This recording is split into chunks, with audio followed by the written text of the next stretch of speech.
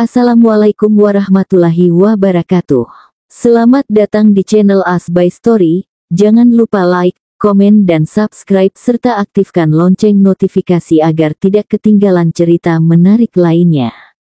Sekarang mari kita mulai ceritanya. Terlihat gadis berkerudung menunduk di kursi belakang kelasnya. Ia tak peduli dengan riuh kelas saat ini. Pikirannya hanya kepada sang ibu. Sudah beberapa minggu ini perasaannya tak enak saat memikirkan sang ibu. Assalamualaikum, selamat siang teman-teman, sapa dosen. Waalaikumsalam Pak Ganteng. Selamat siang juga Pak Jodoh. Dan macam-macam lagi jawaban dari setiap mahasiswi lainnya. Sedangkan Hanan hanya membalas jawaban-jawaban aneh dari mahasiswinya yang genit itu dengan senyuman. Baiklah, semoga teman-teman sudah siap untuk mata kuliah saya hari ini. Kalau begitu saya cek kehadiran dulu ya. Ashila, hadir Pak. Atarullah, saya Pak. Dan seterusnya. Nadira, saya Pak. Loh Nadira, kenapa kamu di belakang? Biasanya di depan. Hanan sedikit heran, pasalnya Nadira termasuk mahasiswi yang aktif dalam setiap mata kuliah. Maaf Pak. Hari ini saya sedang tidak enak badan, jawab Dira sekenanya. Ah, kalau begitu kamu bisa ke UKS fakultas. Jujur saja Hanan menyukai Nadira duduk depan, karena itu membuatnya sedikit bersemangat mengajar. Tidak apa-apa Pak, saya akan mengikuti mata kuliah Bapak sebisa saya.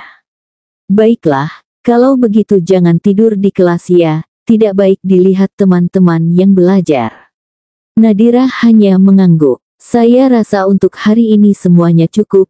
Semoga apa yang sudah saya ajarkan dan apa yang sudah kalian pelajari bisa menjadi berkah dan berguna. Kelas saya tutup. Terima kasih atas partisipasi teman-teman. Loh Pak Ganteng, kenapa cepet banget? Baru juga 5 menit, cetus salah satu mahasiswi. Pale lu 5 menit, udah hampir 2 jam woi, celetuk ketua kelas. Hanan hanya tersenyum. Sesekali ia menatap gadis berkerudung hitam di belakang. Ada apa dengannya hari ini? Hanan keluar kelas, begitupun mahasiswa yang berlari ikut keluar. Saat ini jam makan siang. Hanan malas kalau harus makan di kantin kampus, karena bisa dipastikan ia akan didesak-desaki oleh para mahasiswi. Sungguh Hanan menghindari sentuhan antara dirinya dan wanita. Hiks, ibu gimana? Gak terlalu sakit lagi kan? Dira gak bisa ngapa-ngapain mikirin ibu. Hanan mendengar isak tangis di belakang ruangannya. Ia membuka pintu belakang ruangannya lalu bersandar di dinding membelakangi Nadira. Bu, ibu jangan khawatirin Dira. Yang penting ibu sehat. Dira gak apa-apa, capek kerja. Ibu sudah makan kan? Uang yang Dira kirim cukup buat ibu makan ayam sama ikan setiap hari. Kata dokter ibu harus makan yang berprotein dan berkalsium biar tulang ibu kuat. Hanan bisa mendengar Nadira menahan isak tangisnya. Iya bu, ini Dira lagi makan. Dira di sini makan ayam bakar bu, enak banget, ibu juga harus makan. Hanan melihat Nadira mengenggam satu roti kecil di tangan Nadira. Iya, Dira makan dulu ya bu, ibu tidur. Jangan banyak gerak ya, nanti insyaallah Dira belikan ibu kasur empuk biar ibu gak sakit pinggang lagi. Waalaikumsalam. Nadira menutup teleponnya. Dira duduk di lantai. Saat ini ia sangat jauh dari kantin. Karena itu ia sangat ingin menangis. Dira merapatkan lututnya kemudian menangis. Ibu maafin Dira Hiks. Dira bohongin ibu. Ibu harus sembuh Hiks. Dira gak punya siapa-siapa lagi bu, racau Dira. Ekem Nadira, panggil Hanan. Dira mengangkat wajahnya, wajah Dira terlihat sangat lelah, ia segera menghapus air matanya. Pak Hanan. Hanan mengangguk, kamu ngapain duduk di sini? Kenapa nangis? Tanya Hanan lembut, ia tahu mahasiswinya ini wanita tangguh. Saya tidak apa-apa Pak. Maaf mengganggu makan siang Anda. Saya kira Anda tidak di ruangan, jawab Aisyah menunduk. Masuk ke ruangan saya Nadira, ada yang ingin saya bahas sama kamu. Baik Pak. Nadira masuk. Pak maaf. Bisa pintunya tidak ditutup. Kita hanya berdua. Saya takut menimbulkan fitnah, sela Dira sopan. Hanan mengangguk. Maaf Pak, ada apa? Tanya Dira lebih dulu. Saat di kelas tadi, saya tahu kamu tidak fokus mengikuti kelas saya. Apakah kelas saya tidak menarik di mata kamu Nadira? Tanya Hanan. Pak, sekali lagi maafkan saya benar-benar tidak bisa fokus beberapa minggu ini. Kelas Anda sangat menarik, tapi masalahnya ada di saya Pak, jawab Nadira takut. Apa yang membuat kamu kehilangan fokus Dira? Apa kamu tidak menyukai cara saya menjelaskan mata kuliah di kelas? Tidak Pak, semuanya baik-baik saja di kelas, baik Anda maupun dosen lain. Di sini saya yang bermasalah Pak, saya bahkan tidak bisa fokus bekerja, jawab Dira sembari menunjukkan tangannya yang penuh luka pisau. Hanan kaget melihat kedua tangan Aisyah. Kenapa banyak sekali luka Nadira? Pekerjaan apa yang kamu lakukan sampai bisa luka sebanyak ini? Tanya Hanan kaget. Pak, ini bukti bahwa saya memang benar-benar kurang fokus melakukan apapun, bukan hanya di saat kelas Bapak saja. Saya mohon maaf bila sikap saya tadi menyinggung Anda, saya sungguh tidak bermaksud. Hanan diam. Ibu kamu sakit apa? Tanya Hanan tiba-tiba. Dira mengangkat wajahnya. Maksud Bapak? Maaf Nadira, tapi saya mendengar percakapan telepon kamu tadi. Nadira diam, air matanya kembali menggenang. Pak, apabila tidak ada lagi yang ingin Bapak bahas tentang perkuliahan, bisakah saya undur diri? Tanya Dira bergetar. Menangis saja di sini Dira, saya akan keluar dan kamu bisa menutup pintu, tawar Hanan. Tidak apa-apa, biar saya jelaskan. Hanan mengangguk. Ibu sakit kanker tulang belakang, sudah 3 tahun lalu, minggu-minggu ini ibu drop, saya kurang tahu kenapa. Tapi semakin hari ibu semakin sering menelpon dan suara ibu terdengar lemah. Dira menunduk menatap kosong tangannya yang penuh luka. Nadira, kamu bisa menangis di sini, saya akan keluar, jangan ditahan tangismu, kamu bisa obati lukamu dengan kotak P3K di ruangan ini, dan kalau kamu mau. Makan saja bekal saya ada janji makan siang dengan teman saya, jadi bekal saya tidak dimakan, jawab Hanan lalu keluar dan menutup pintu. Yah jelas saja Hanan berbohong, ia tidak punya janji dengan siapapun hari ini, tapi ia mencoba mengerti Nadira. Sejak awal Hanan memang sedikit tertarik dengan seri wajah Dira yang polos tanpa makeup. Dira santun juga cerdas, ia pandai menjaga diri dan pekerja keras. Selang beberapa minggu Nadira mulai mengumpulkan kembali semangatnya. Hari ini sang ibu memberitahu bahwa dia sudah lumayan baik. Itu membuat hati Dira berbunga. Setelah membagikan koran Nadira bersiap untuk ke kampus. Hari ini dia ada kelas pagi. Bisakah saudara Kiki menjelaskan beberapa poin penting dari presentasi Anda kepada kami? Tanya dosen. Baru saja Kiki hendak menjawab tiba-tiba seseorang berdiri. Nadira, tanya Pak Dio selaku dosen saat ini. Air mata Dira sudah tidak bisa bendung, perlahan air matanya turun, tubuhnya gemetar. Ada apa Nadira? Tanya dosen lagi.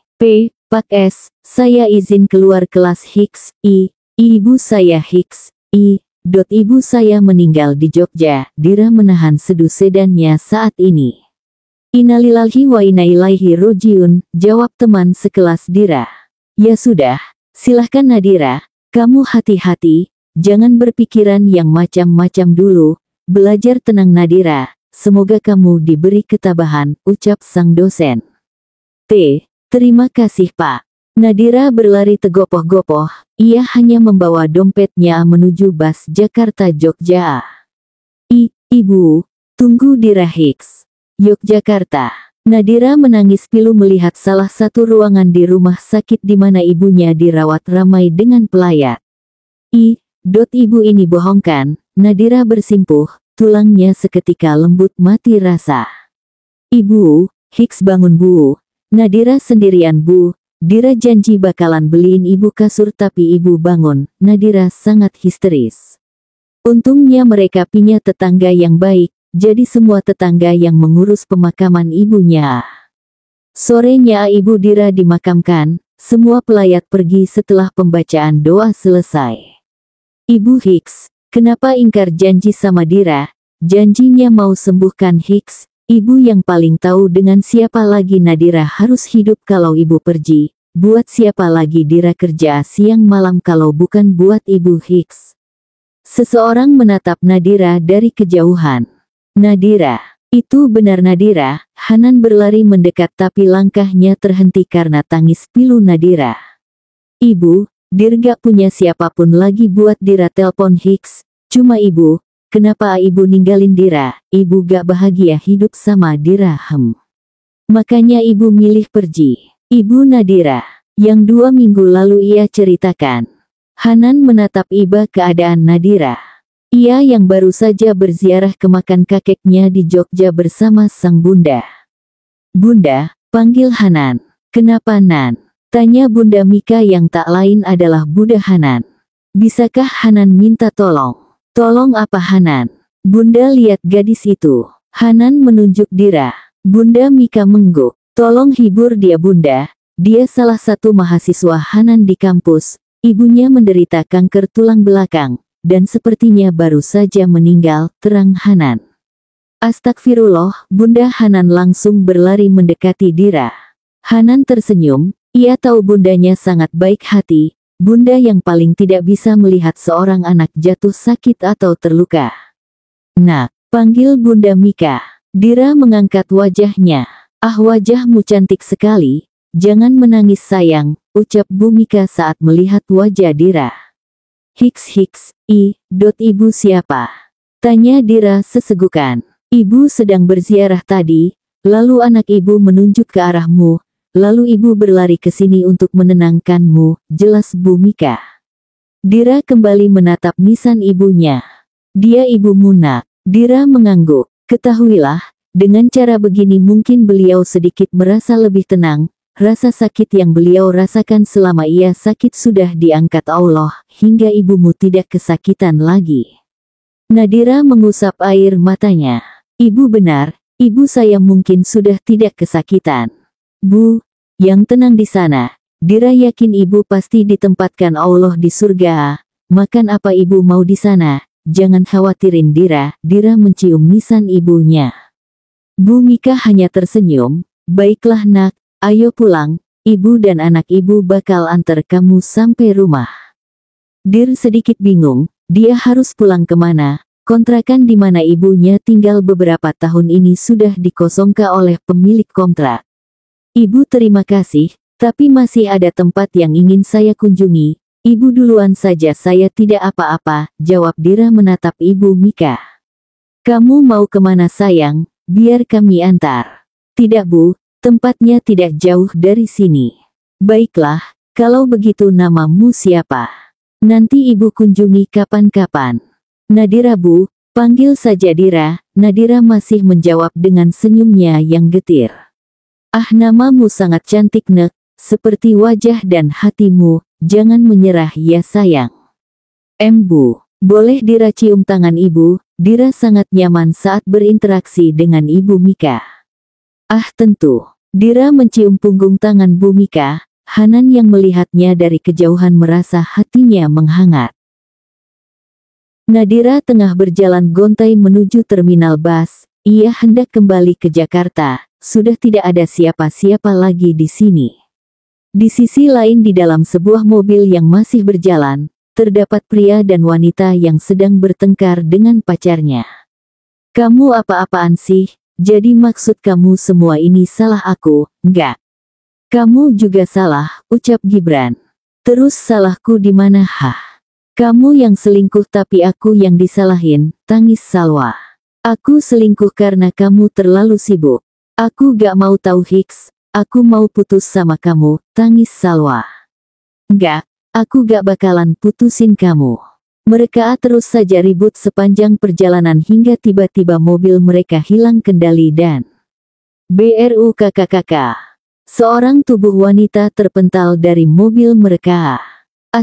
Nadira Pov. Saat ini Dira tengah menunggu angkot di trotoar, tapi tiba-tiba ia merasakan tubuhnya melayang, dan sekujur tubuhnya sakit.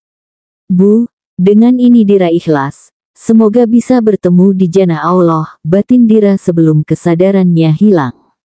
Nadira dibawa ke rumah sakit oleh Gibran dan Salwa yang menabrak. Salwa sedikit terluka di keningnya sedangkan Gibran baik-baik saja. Gibran menelpon bundanya. Bebe, Unda, panggil Gibran gugup ketika teleponnya di seberang sana bersuara. Ada apa nak? BBB Bun bisa hubungin Bang Hanan. Ucap Gibran lagi. Ada apa Gibran? Kenapa suaramu seperti itu? Tanya Bhumika. Yah Gibran adalah adik dari Hanan sekaligus anak dari Bhumika. Gibran menabrak seseorang Bun. Saat ini kami di rumah sakit.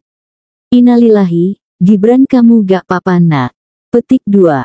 Gibran sama Salwa gak papa Bun, tapi dia sepertinya sekarat. Astagfirullah, Gibran kirimkan alamat rumah sakitnya. Bunda dan abangmu ke sana sekarang. Iya Bun.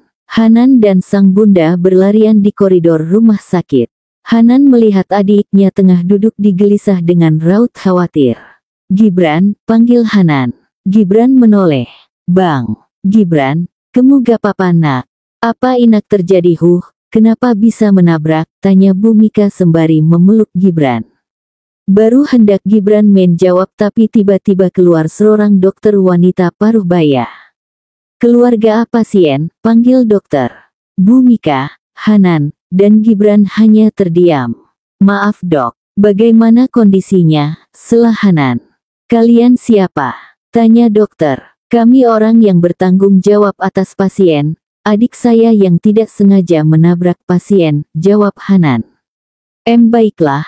Untuk sementara ini pasien kritis, dan beliau koma, tulang rusuknya patah dan ada pendarahan di kepala. Silahkan temui saya apabila keluarga pasien sudah datang untuk mengetahui tindakan yang akan diambil selanjutnya, ucap si dokter. Terima kasih dok, Hanan mengangguk.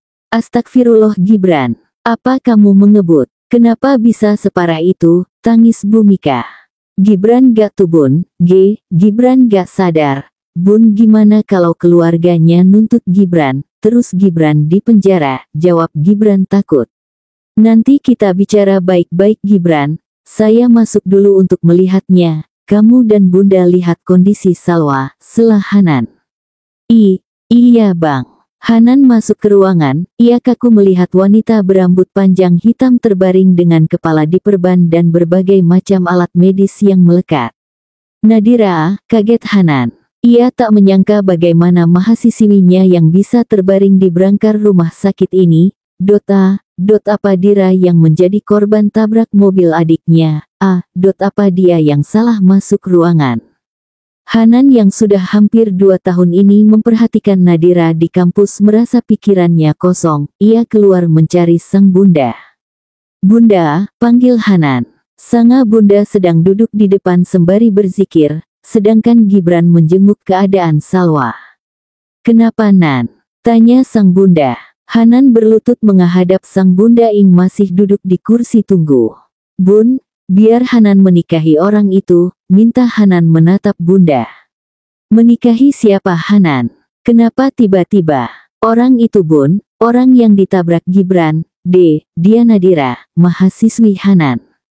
Astagfirullah. Gadis cantik yang menangis di kuburan. Kaget Bhumika. Hanan mengangguk cepat. Hanan, ibu boleh masuk melihatnya.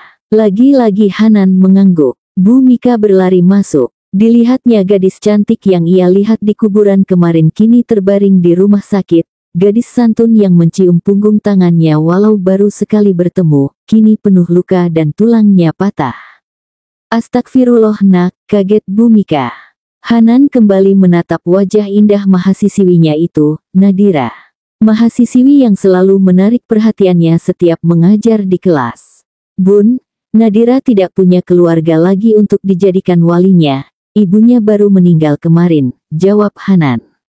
Ya Allah Dira, bagaimana gadis semungil kamu membawa beban derita sebesar itu? Bhumika mengelus sayang rambut Nadira. Hanan mendekat, lalu mengambil tangan sang bunda. Bun, izinkan Hanan yang bertanggung jawab atas perbuatan Gibran. Dia sendirian, biarkan Hanan yang menjadi walinya. Bu Mika menangis melihat kondisi Nadira saat ini. Hanan, kita cari jalan keluar lain saja. Jangan mengorbankan dirimu demi perbuatan Gibran nak. Biar bunda menjadikannya anak angkat agar kita bisa menjadi wali Nadira. Hanan menggeleng cepat. Bun, Hanan gak merasa berkorban di sini. Biarkan Hanan menikahinya bun. Lagi pula, ucapan Hanan mengantung. Lagi pula apa Nan? Tanya Bu Mika. Bun, ayo kita keluar dulu, ajak Hanan. Di luar sudah ada Gibran yang menunduk khawatir. Bun, gimana kondisinya? Bunda kenapa nangis? Tanya Gibran khawatir. Seperti apa caramu membawa mobil Gibran? Bagaimana bisa menabrak tubuh wanita mungil seperti dia? Tanya Bunda. Bun, mobil Gibran hilang kendali. Dia yang sedang berjalan di trotoar dan semua itu terjadi. Gibran menarik rambutnya sendiri. Sudah Gibran, abang dan bunda mengenal gadis itu, dan ucapan bunda terputus karena Hanan lebih dulu. Namanya Nadira Prameswari, dia mahasiswa di kampus tempat abang menjadi dosen di Jakarta. Kemarin ibunya meninggal, karena itu dia sedang di sini, jelas Hanan. Astagfirullah, jadi Gibran menabrak gadis yang baru kehilang ibunya, dan hari ini dia juga hampir kehilangan nyawanya karena Gibran. Tanya Gibran terduduk. Bunda hanya menangis memeluk Gibran yang takut. Hanan mengangguk, abang akan menikahinya Bran, kamu tidak usah khawatir, abang akan menjadi walinya, terang Hanan. Gibran kaget. Enggak bang, jangan, sudah cukup. Abang selalu bertanggung jawab atas kesalahan Gibran. Biar Gibran bertanggung jawab sendiri bang. Gibran gak bisa biarin abang berkorban terus. Yah, selama ini Gibran selalu bertanggung jawab atas semua yang disebabkan oleh adiknya. Karena ia sudah berjanji pada sang ayah untuk menjaga bunda dan Gibran. Biar Gibran lihat kondisinya dulu. Gibran bangun dan hendak masuk ke ruangan Aisyah. Berhenti Gibran, tahan Hanan. Gibran berhenti menoleh. Gibran harus lihat kondisinya dulu bang, nanti akan Gibran putuskan tindakan apa yang akan Gibran ambil untuk bertanggung jawab padanya. Jangan masuk Gibran. Nadira tidak memakai jilbabnya, rambutnya terurai bebas, akibat perban di kepalanya, cegah Hanan. Bang, apa pentingnya itu? Untuk masalah seperti ini mungkin Allah memperbolehkan, jawab Gibran frustasi. Allah mengizinkan Gibran, tapi abang tidak, dia calon istri abang, tegas Hanan. Gibran kaget, kemudian menatap sang bunda. Hanan, kita bisa mencari jalan lain nak, Gibran juga sudah dewasa, biarkan dia bertanggung jawab atas apa yang dilakukannya, ucap Bu Mika mengelus lengan Hanan. Bun, Hanan tidak masalah jika gadis yang ditabrak Gibran bukan Nadira. Hanan juga akan mengajarkan apa itu tanggung jawab kepada Gibran, tapi dia Nadira bun. Hanan duduk frustasi. Kenapa kalau dia Nadira? Tanya Gibran menuntut. Gibran, abang sudah memperhatikannya 2 tahun belakangan ini, abang menyimpan perasaan abang padanya sejak abang mengajar di kelasnya untuk pertama kali, jelas Hanan menunduk. Lalu mendekati sang bunda. Bunda, ketika bunda mendesak Hanan menikah, yang terlintas di pikiran Hanan cuma Nadira. Hanan sudah berniat melamarnya, saat ini dia sudah semester akhir bun. Hanan berencana melamarnya ketika ia wisuda, air mata Hanan menggenang.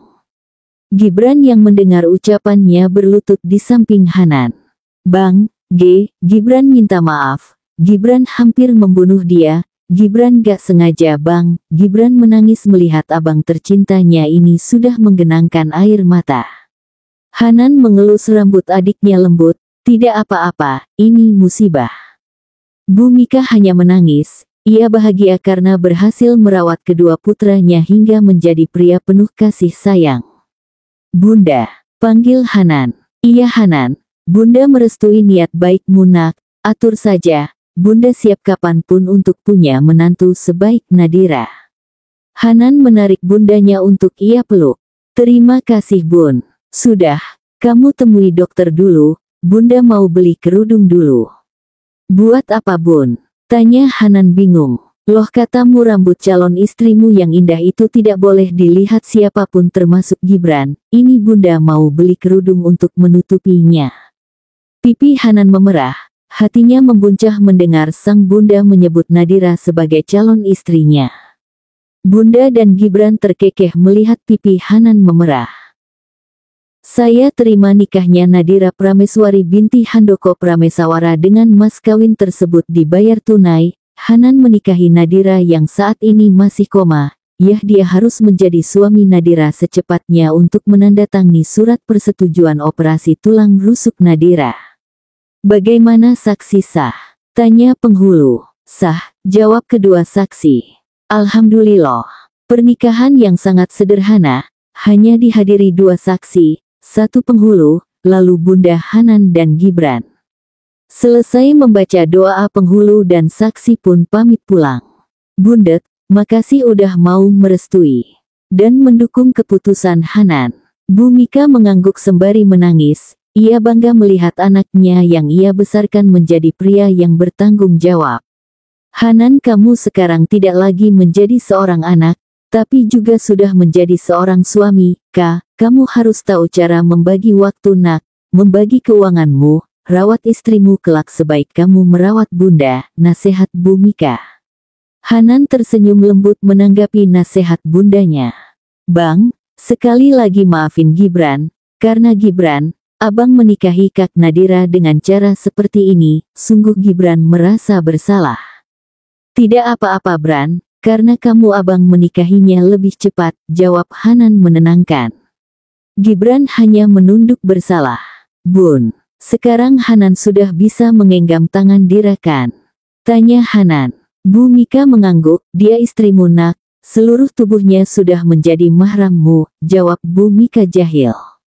Bunda, jangan ngomong gitu, ada Gibran, jawab Hanan malu mendengar jawaban jahil bundanya. Iya nih Bunda, Gibran kan jadi pengen, jawab Gibran menanggapi. Bu Mika terkekeh, ayo Gibran, kita keluar dulu, biarlah abangmu menyentuh istrinya dulu, jawab Bu Mika mendorong Gibran keluar. Hanan merasa wajahnya memanas, kenapa bundanya menggodanya. Hanan menatap istrinya saat ini.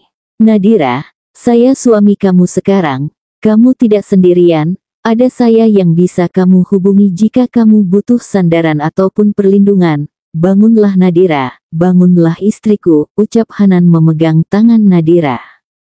Tangan kecil Nadira sangat pas dalam genggaman Hanan. Sudah seminggu pasca Nadira dioperasi, tapi tidak ada tanda-tanda Dira akan sadar, itu membuat Hanan khawatir. Ia saat ini berkonsultasi dengan dokter yang menangani istrinya. Pak Hanan, ini bukan masalah serius, untuk kasus seperti yang dialami Bu Nadira biasanya akan sadar 3 minggu setelah operasi. Petik 2. Kenapa lama sekali dok? Tanya Hanan. Itu bahkan sudah termasuk cepat. Untuk kasus yang lama bisa sampai 6 bulan baru bisa sadar. Astagfirullah, Hanan menghela nafas berat. Baik dok, terima kasih, Hanan berdiri keluar. Sama-sama Pak, Hanan menatap wajah istrinya. Nadira, kenapa lama sekali tidurnya? Bangun istriku, apakah kamu ingin menunda wisudamu? Kamu tidak rindu kuliah Tidak mau ke makam ibu? Hanan menyenruh pipi halus Nadira. Bangun Dira, saya tidak bisa melihat kamu berbaring terus seperti ini, saya rindu mengajar kamu di kelas, lanjut Hanan. Bunda Mika memperhatikan putranya, sekalipun ia tak pernah melihat Hanan berbicara dekat dengan wanita, ternyata sudah ada Nadira di hatinya. Hanan, panggilnya. Bunda, sudah 3 minggu kamu di sini nak, bagaimana kewajiban kamu di Jakarta? Pergilah biar bunda yang jaga istrimu di sini sampai dia sadar, tawar Bunda Mika. Bun, bagaimana reaksi Nadira nanti jika ia sadar? Hanan tidak bisa memperkirakannya. Tidak apa-apa, biar bunda jelaskan pada Nadira, dia akan lebih kaget saat sadar lalu melihat kamu dan mengaku sebagai suaminya. Hanan berpikir, bundanya benar, Hanan hanya seorang dosen di mata Dira. itu pasti akan mengguncang jiwa Dira. Bunda, Hanan bisa minta tolong. Ibu hanya mengangguk. Hanan akan berangkat ke Jakarta besok, masa cuti Hanan tidak bisa diperpanjang lagi, tapi Hanan akan ke sini setiap hari libur. Bu Mika tersenyum mengangguk. Kabari Hanan tentang perkembangan Dira setiap harinya ya Bun. Pasti nak, jawab Bu Mika menenangkan Hanan.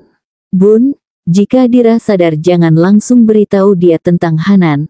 Maksud Hanan cukup beritahu bahwa anak bunda menikahinya. Kalau dia tanya keberadaan Hanan bilang saja Hanan di Jakarta. Jangan tunjukkan foto Hanan ataupun nama Hanan. Beritahu saja bahwa nama suaminya Ifandi ya Bun. Jangan beritahu dia kalau suaminya adalah dosen nih di kampus.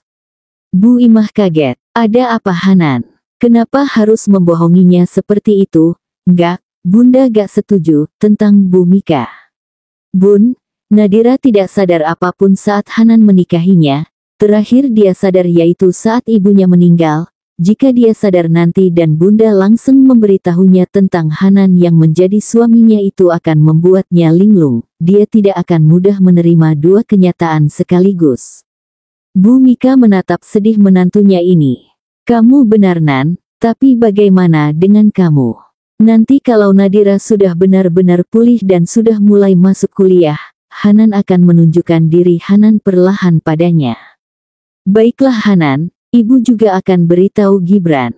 Terima kasih Bu. Keesokan harinya Hanan benar-benar berangkat ke Jakarta. Ia juga mengurus absen Nadira secara diam-diam. 2 minggu setelah Hanan berangkat ke Jakarta, Nadira belum sadar juga. Setiap Sabtu Hanan akan ke Jogja melihat istrinya, lalu pada saat Minggu malam ia kembali ke Jakarta. Tapi hari ini, hari Selasa Nadira menunjukkan pergerakan di jarinya. Dengan cepat Gibran menelpon abangnya. Halo assalamualaikum bang. Waalaikumsalam Bran, ada apa? Abang sedang ada kelas sekarang. Jawan Hanan. Bang, Kak Nadira mulai sadar, jawab Gibran gugup. BENARKAHH. Ahaha alhamdulillah, Hanan berteriak saking bahagianya. Ia lupa bahwa saat ini ia sedang berada di dalam kelas. Maaf sekali, saya harus mengakhiri kelas hari ini karena ada urusan penting yang mendadak. Semoga kalian mengerti, saya keluar dulu assalamualaikum, ucap Hanan pada mahasiswa di kelasnya, lalu berlari ke ruangannya. Gibran, kamu tidak berbohong kan? Nadira benar-benar sadarkan? Tanya Hanan antusias saat tahu istrinya sadar. Ya Allah bang, gak ada untung Gibran bohongin abang, itu Kak Dira lagi sama bunda, jawab Gibran. Bran bisa tolong abang. Petik 2. Apa? Petik 2. Abang yakin kamu sudah tahu dari bunda, jadi bisa tolong angkat vitkal abang lalu arahkan kameranya ke bunda sama Dira tanpa mereka tahu. Abang mau lihat kondisi Nadira, mohon Hanan, ia benar-benar ingin melihat mata lentik Nadira terbuka. Baik bang, Gibran mendekat dan mengarahkan kamera belakangnya ke depan. Hati Hanan berbunga, Nadiranya benar-benar sadar. Dira, kamu masih ingat saya kan? Tanya Bunda Hanan lembut. Hanan melihat istrinya mengerjapkan matanya berkali-kali. Lalu mengangguk tersenyum, cantik sekali, 1 bulan lebih ia tak melihat istrinya tersenyum. Ibu yang memeluk saya saat saya menangis di depan makam ibu saya, jawab Dira lemah dan kemudian merubah raut wajahnya. Bu Mika tersenyum, ternyata menantunya adalah gadis yang lembut. Terima kasih kamu masih ingat ibu, dan untuk ibumu, jangan bersedih lagi Dira, ibu kamu akan sedih melihatmu yang terus menangisinya, nasihat Bu Mika. Iya Bu, insya Allah Nadira udah ikhlas atas ibu Nadira. Mungkin ibu sudah di janah Allah, jawaban Dira terdengar getir. Bu Mika hanya mengelus lembut kerudung Dira. Dira hendak bangun, tapi tubuhnya sangat sakit. Kak jangan bergerak dulu, luka operasi kakak baru kering, cegah Gibran. Operasi, saya, astagfirullah, Dira baru ingat, ia kecelakaan hari itu, Dira bahkan merasa bahwa dirinya akan menyusul ibunya. Hanan khawatir, bagaimana reaksi Dira saat ini? Bu Es, saya kecelakaan kemarin, tanya Dira pada Bu Mika. Bu Imah menitikkan air matanya, begitu juga Gibran yang menunduk takut. Ibu kenapa nangis? Apa yang terjadi? Tanya Dira memegang tangan Bunda Hanan. Dira, maafin ibu. Petik 2. Ibu kenapa nangis? Apa yang terjadi? Tanya Dira memegang tangan Bunda Hanan. Dira, maafin ibu, tangis bundanya. Gibran membuang muka, ini salahnya, tapi kenapa bunda dan abangnya yang terus berkorban? Dira, Kak, kamu kecelakaan tabrak mobil D. Dan mobil itu, anak ibu yang membawanya Hicks, ibu minta maaf, tangis Bu Mika. Kak, hari itu mobil saya hilang kendali dan remnya menjadi blong, saya mohon maaf Kak, jangan marah pada bunda saya, marahi saya saja, Gibran sudah berlutut kepada. Nadira sangat terkejut mendengar itu, ia menatap wajah yang masih saja cantik walaupun sudah separuh baya menangis di sampingnya. Ia mengelus tangan Bu Mika dengan lembut, ia berniat menenangkan. Ibu tidak ada yang harus dimaafkan, ibu kenapa? Jangan menangis lagi Bu, panggil Nadira. Dan kamu, saya harus panggil kamu apa? Tanya Dira pada Gibran. Gibran hanya diam. Nadira bisa melihat rasa bersalah pada laki-laki di depannya ini. Dira bingung harus memanggil apa, tapi terlihat jika Dira lebih muda dibanding Gibran. Mas, jangan berlutut seperti itu, saya wanita dan sepertinya lebih muda dari Anda. Tidak apa-apa Mas, ini musibah, jawab Dira. Mendengar hal itu, Gibran berdiri. Hanan terdiam, ia tahu bahwa Nadira gadis baik, tapi untuk memaafkan pelaku kecelakaan Ing membuat rusuknya patah hingga beberapa bagian, tidakkah Dira terlalu baik? Terima kasih nak, kamu sangat baik, Bu Mika memeluk Dira. Gibran mengangkat handphonenya. Bang, istri abang baik banget, mana cantik lagi, buat Gibran aja ya, bisik Gibran. Gibran jangan macam-macam, ancam Hanan. Gibran baper bang. Dia manggil Gibran Mas, Gibran cekikikan menggoda abangnya. Makanya jelasin kalau dia istri abang bukan istri kamu, yang harus dipanggil Mas itu abang, bukan kamu, cetus Hanan kesal. Dira, ibu mau bicara sesuatu. Sela Bu Mika, mau bicara apa Bu? Tapi ibu mohon, dengarkan ibu sampai akhir, jangan mengambil kesimpulan di tengah ucapan ibu. Baik Bu, jawab Dira dengan lembut.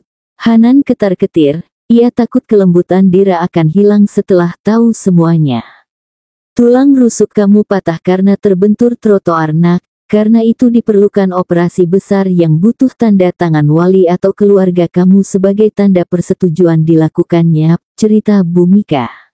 Nadira menunduk. Nadira tidak punya siapapun untuk dijadikan wali Bu, hanya Ibu Dira. Dan Ibu Dira sudah pergi untuk selamanya, lirih Dira. Ibu tahu nak, kami mengajukan diri untuk menjadi walimu, tapi pihak rumah sakit tidak mengizinkan kami, mereka tidak mau mengambil resiko jika terjadi sesuatu denganmu nanti. Sedangkan kamu saat itu sangat membutuhkan operasi secepatnya, kami sekeluarga sangat khawatir. Maaf, Dira telah membuat ibu dan keluarga ibu khawatir. Dira berhenti minta maaf nak, kamilah di sini yang menjadi penyebab semuanya. Petik 2. Dira menutup wajahnya dengan kedua tangannya yang masih dipasangi selang infus, hatinya sangat berat, ia ingin menangis tapi ia tahan, Dira malu dengan ibu baik ini dan anaknya. Dira, kami bingung dengan cara apa kami bisa bertanggung jawab atas persetujuan operasimu. Akhirnya, anak sulung ibu berniat menikahimu, ia ingin menjadi walimu nak. Maaf sayang, tapi itu satu-satunya jalan untuk membuat kamu kembali sadar, karena itu 3 minggu lalu kalian menikah. Bu Mika memejamkan matanya tidak berani melihat reaksi Nadira. Begitupun Hanan, jantungnya berdegup kencang, apa Nadira akan menerima Hanan sebagai suaminya? Nadira membuka mata, air matanya jatuh deras, sangat deras, ia sudah tidak malu lagi menangis di depan orang asing. Hanan mengusap wajah kasar melihat air mata Nadira yang sangat deras jatuh.